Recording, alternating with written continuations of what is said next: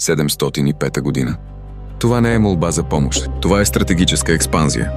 Юстиниан II преговаря, за да оцелее. Тервел преговаря, за да доминира. Тази логика не е нова. Тя следва линията на Кубрат, който чрез федератен договор и титлата патриций принуждава Византия да признае Велика България. Внукът повтаря урока на дядото с други инструменти. Първо, военният ултиматум.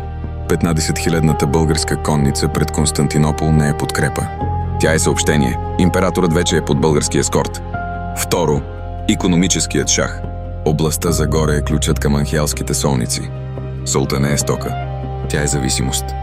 Контролирайки бялото злато, България става икономически господар на югоизтока. Византия е заложник. Трето, политическият ранг.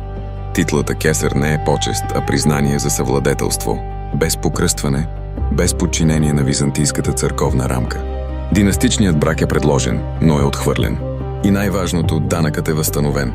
Империята отново плаща. България не приема вярата като условие за власт. Тя приема властта като условие за ред. Така действа доктрина Дуло. Контрол над договори, ресурси и зависимости. Не молитви. Следва продължение.